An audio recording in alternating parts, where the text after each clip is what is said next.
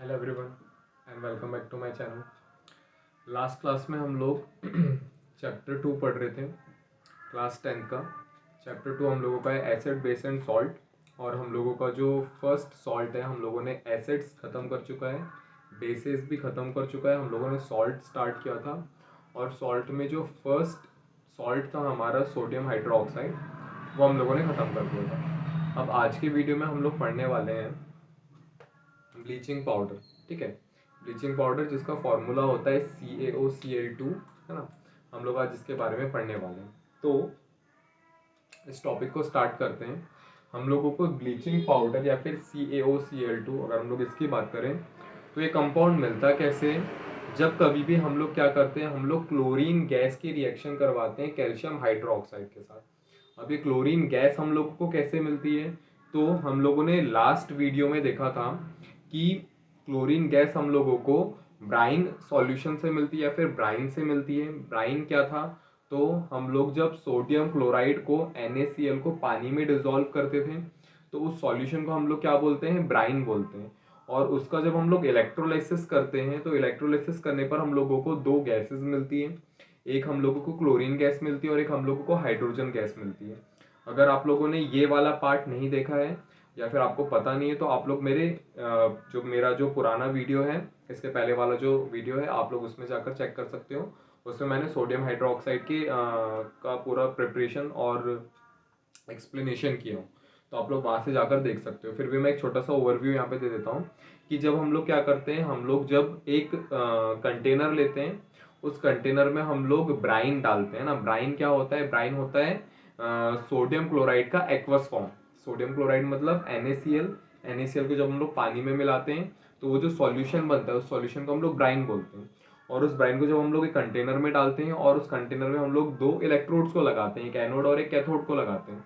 और उसको जब हम लोग बैटरी से कनेक्ट करते हैं तो होता क्या है, जो NaCl हम लोगों ने डाला हुआ है और H2O जो हम लोगों ने डाला हुआ है ना, H2O और NaCl, ये दो चीज़ें हमारे पास। तो इन दोनों का ब्रेकडाउन होना स्टार्ट होता है और ब्रेकडाउन होने पर हम लोगों को NaOH मिलता है, जो कि हमारा सोडियम हाइड्रोक्साइड है, जो कि इसके पहले वाले वीडियो में हम लोगों ने देखा था। पर इसके साथ हम लोग को दो चीज़ें और मिलती है, एक हम लोगों को मिलती है क्लोरीन गैस और एक हम लोगों को मिलती है हाइड्रोजन गैस। तो यहाँ पर वही क्लोरीन गैस की बात हो रही है। हम लोगों को क्या करना है, वही क्लोरीन गैस की रिएक्शन करवानी है किसके साथ? CaOH होल ट्वाइस, यानी कि कैल्शियम हाइड्रो ऑक्साइड के साथ। तो रिएक्शन हम लोग देख लेते हैं। जैसे मान लो हम लोग के पास क्या है, हम लोग के पास है CaOH होल ट्वाइस, मतलब कैल्शियम हाइड्रो ऑक्साइड। जब हम लोग करते क्या है, जब हम लोग इसकी रिएक्शन करवाते हैं किसके साथ? क्लोरीन के साथ। तो होता क्या है, यहाँ पर हम लोगों को वाटर का फॉर्मेशन होता है। वाटर का फॉर्मेशन यानी कि वाटर के मॉलिक्यूल्स इस कंपाउंड से निकलकर अलग हो जाते हैं और क्लोरीन गैस के साथ कौन रिएक्शन कर लेता है? ये कैल्शियम रिएक्शन कर लेता है। तो होता कैसे देखो, अगर हम लोग यहाँ पर देखें तो मेरे पास ब्रैकेट में OH लिखा हुआ है, मतलब ऑक्सीजन भी है और हाइड्रोजन भी है।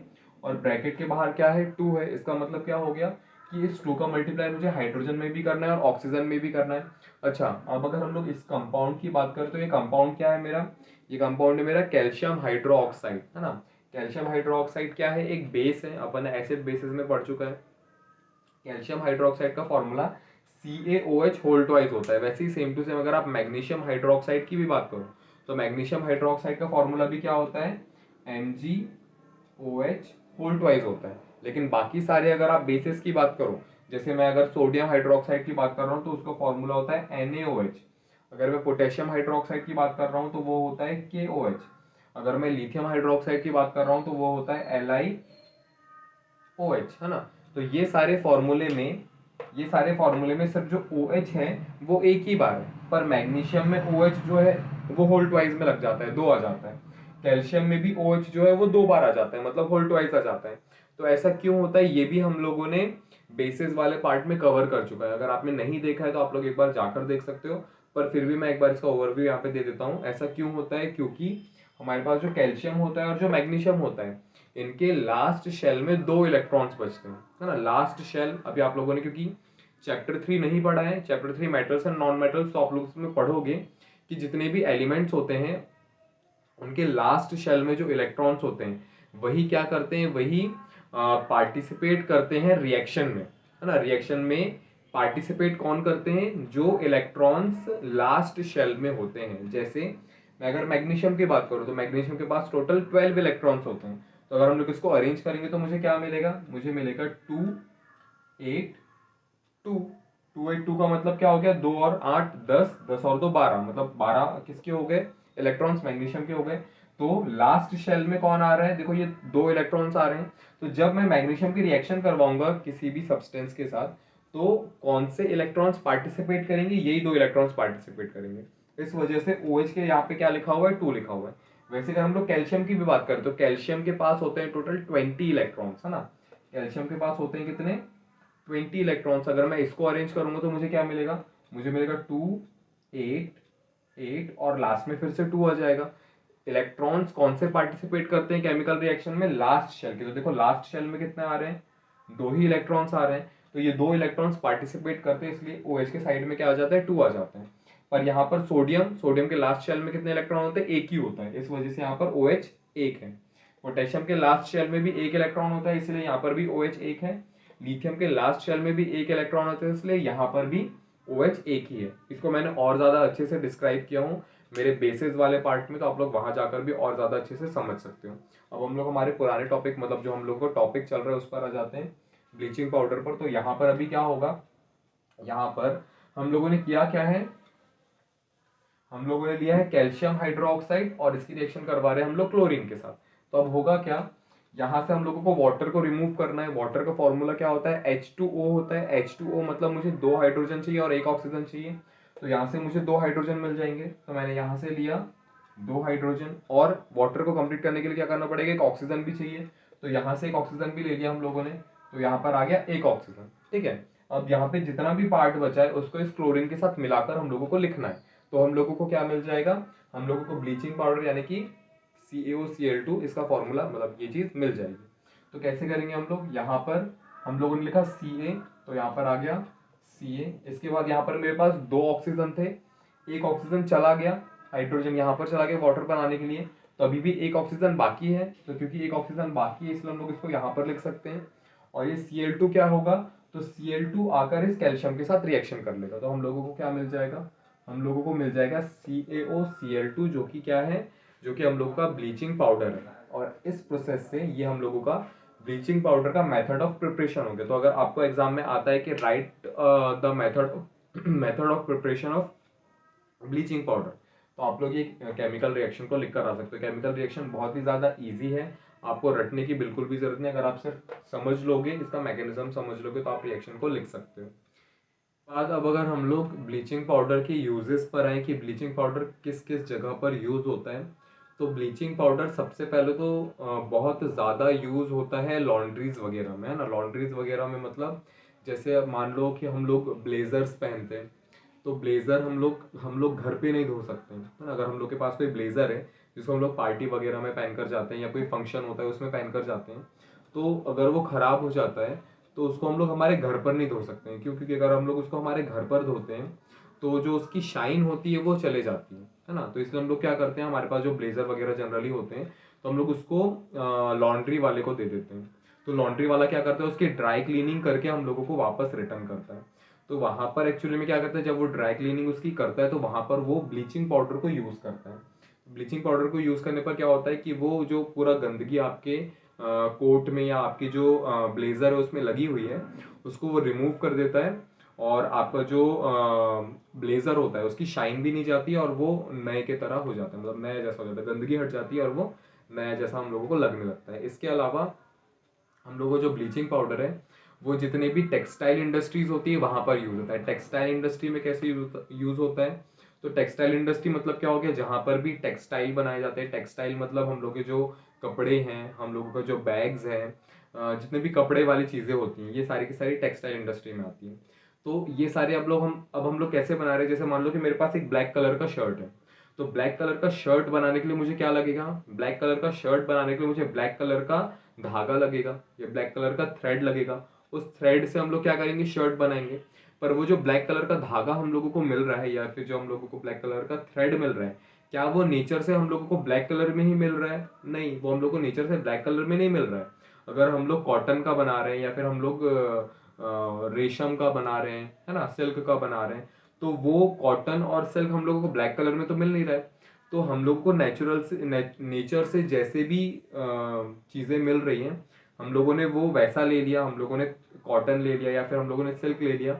अब हम लोग क्या कर रहे हैं, जब हम लोग इसे थ्रेड प्रिपेयर करते हैं, जब हम लोग इसे धागा बनाते हैं, तो धागा बनाने पर हम लोग क्या करते हैं, उसमें कलर करते हैं, है ना। हम लोग ब्लैक कलर कर रहे हैं, रेड कलर कर रहे हैं, तो कलर करने से पहले हम लोग को पुराने कलर को रिमूव करना होता है। पुराना जो भी कलर उसमें है या फिर नेचुरली जो कलर आ गया है, ब्राउन आ गया है, जब हम लोग धागा बना रहे हैं, धागा प्रिपेयर कर रहे हैं, तो उस टाइम पे नेचुरली जो उसमें कलर आ गया है वो कलर को हम लोग को रिमूव करना पड़ेगा, ताकि हम लोग नया कलर उसमें ऐड कर सकें। तो पुराने कलर को रिमूव करने के लिए हम लोग क्या करते हैं, हम लोग ब्लीचिंग पाउडर को यूज करते हैं। सेम वैसे ही ब्लीचिंग पाउडर और हमारे पास यूज होता है किस चीज में, पेपर इंडस्ट्री में भी यूज होता है। पेपर इंडस्ट्री में कैसे यूज हो रहा है, तो अगर हम लोग पेपर की बात करें तो पेपर कैसे बना हुआ है, पेपर भी वुड से बना हुआ रहता है। और जब हम लोग वुड से पेपर बना रहे हैं, वुड से हम लोग पहले वुड पल्प बनाते हैं और वुड पल्प से हम लोग पेपर बनाते हैं। जब हम लोग वुड से वुड पल्प बना रहे हैं तो उसका कलर जनरली व्हाइट तो रहेगा नहीं, उसका कलर ब्राउन हो सकता है या अलग जो जो कलर हो वैसा कलर होगा। जब हम लोग उसका पूरा मैश बनाएंगे तो उसका कलर ब्राउनिश रहेगा। तो हम लोग उस ब्राउनिश कलर को रिमूव करने के लिए क्या करते हैं, ब्लीचिंग पाउडर को यूज करते हैं। अगर हम लोग बात करें पेपर की, अगर हम लोग बहुत ज्यादा अच्छे कॉस्ट की नोटबुक खरीद रहे हैं तो उसके पेपर एकदम बहुत ज्यादा व्हाइट होते हैं, एकदम शाइन करते हैं, है ना। तो उतना ज्यादा व्हाइट तो हम लोगों को एकदम नेचुरली मिलेगा नहीं, तो हम लोगों को पुराना वाला कलर हटाना पड़ेगा और नया फिर उसमें कलर ऐड करना पड़ेगा। तो जब हम लोग पुराना कलर हटा रहे हैं तो उसी चीज को हम लोग क्या बोलते हैं, ब्लीचिंग बोलते हैं। तो इस चीज के लिए ब्लीचिंग पाउडर को यूज किया जाता है। इसके बाद हम लोगों का ये जो ब्लीचिंग पाउडर है ये यूज किया जाता है ऑक्सीडाइजिंग एजेंट की तरह, है ना। अब ये ऑक्सीडाइजिंग एजेंट क्या होता है, तो इसके पहले वाले चैप्टर में, यानी कि अगर हम लोग बात करें केमिकल इक्वेशंस एंड रिएक्शंस में, हम लोगों ने ऑक्सीडाइजेशन और रिडक्शन दो टाइप की रिएक्शंस पढ़ी थी, है ना। ऑक्सीडाइजेशन क्या होता है, ऑक्सीडाइजेशन मतलब ऑक्सीडाइजेशन, ऑक्सीडाइजेशन में होता क्या है, आपके पास ऑक्सीजन ऐड होता है और हाइड्रोजन रिमूव होता है। आपके पास कोई केमिकल रिएक्शन है, उस केमिकल रिएक्शन में अगर ऑक्सीजन आ रहा है तो हम लोग उसको क्या बोलेंगे, ऑक्सीडेशन बोलेंगे। या फिर उस केमिकल रिएक्शन से हाइड्रोजन रिमूव हो रहा है तो उस कंडीशन में भी हम लोग उसको क्या बोलेंगे, उसको हम लोग ऑक्सीडेशन बोलेंगे। जैसे अगर हम लोग यहाँ पर ही देखें,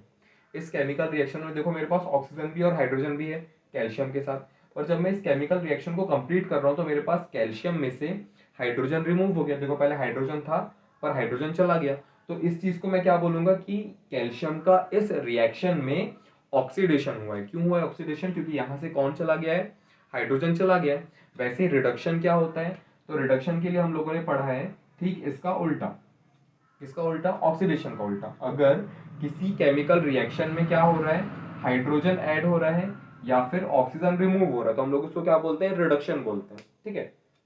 सेम जैसे यहाँ पर मान लो मेरे पास एक कोई केमिकल कंपाउंड है, हम लोग उसका रिएक्शन कर रहे हैं और रिएक्शन करने पे प्रोडक्ट साइड में मुझे हाइड्रोजन मिल रहा है या फिर उससे ऑक्सीजन चला गया है, तो भी हम लोग क्या बोलेंगे कि उसका क्या हुआ है, रिडक्शन हुआ है। तो ये बेसिक चीज हम लोगों ने चैप्टर 1 में पढ़ लिया था। अभी क्या बोल रहा है कि ये जो ब्लीचिंग पाउडर होता है इसको हम लोग ऑक्सीडाइजिंग एजेंट के तरह भी यूज करते हैं। ऑक्सीडाइजिंग एजेंट मतलब अगर आप इसकी रिएक्शन किसी और सब्सटेंस के साथ करोगे, मान लो मेरे पास यहाँ पर ये है और एक सब्सटेंस है ए, मैं इन दोनों के बीच में रिएक्शन करवा रहा हूँ, तो ये करेगा क्या, ये अपने ऑक्सीजन निकाल कर किसको दे देगा, इस ए को दे देगा, और मुझे प्रोडक्ट क्या मिल जाएगा, मुझे प्रोडक्ट मिल जाएगा एओ। एओ मतलब ए मेरा सब्सटेंस है जो भी मैंने लिया था, कंपाउंड है, और उसमें कौन आ गया, ऑक्सीजन आ गया। ऑक्सीजन आ गया मतलब क्या हो गया, ऑक्सीडेशन हो गया। या फिर इसका और भी क्या हो सकता है, मान लो अगर इसने ऑक्सीजन नहीं दिया तो इसके पास अगर हाइड्रोजन है तो वो हाइड्रोजन को रिमूव भी करवा देगा। तो ऐसी कंडीशन में हम लोग इसको क्या बोलेंगे, ऑक्सीडाइजिंग एजेंट। ऑक्सीडाइजिंग एजेंट मतलब जो सामने वाले को क्या कर रहा है, ऑक्सीडाइज कर रहा है, उसमें खुद में ऑक्सीडेशन नहीं होगा। ऑक्सीडाइजिंग एजेंट खुद ऑक्सीडाइज नहीं होते हैं, ऑक्सीडाइजिंग एजेंट सामने वाले को ऑक्सीडाइज करते हैं। सामने वाले को मतलब आप जिसके साथ उनकी रिएक्शन करवाओगे या तो वो उनको ऑक्सीजन दे देंगे या फिर उनके पास जो हाइड्रोजन होगा वो उनसे छीन लेंगे, तो उसका क्या हो जाएगा, ऑक्सीडेशन हो जाएगा।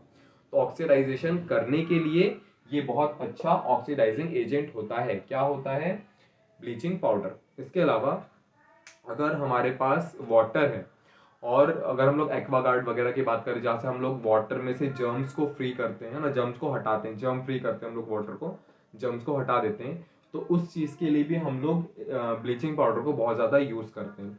वाटर है मेरे पास, पानी है, उसमें अगर बहुत ज़्यादा जर्म्स हैं, जर्म्स को हटाने के लिए, रिमूव करने के लिए भी हम लोग क्या करते हैं, ब्लीचिंग पाउडर को यूज़ करते हैं। तो ये थे ब्लीचिंग पाउडर के यूजेस। इसके बाद जो हमारा नेक्स्ट टॉपिक रहेगा, नेक्स्ट हम लोगों का जो वीडियो रहेगा, उसमें हम लोग नेक्स्ट टॉपिक यानी कि हम लोगों का जो बेकिंग सोडा है उस चीज़ को हम लोग कवर करेंगे। आज का वीडियो यहाँ तक ही था। अगर आप लोगों को वीडियो अच्छा लगा हो तो वीडियो को लाइक करके चैनल को सब्सक्राइब ज़रूर कीजिए।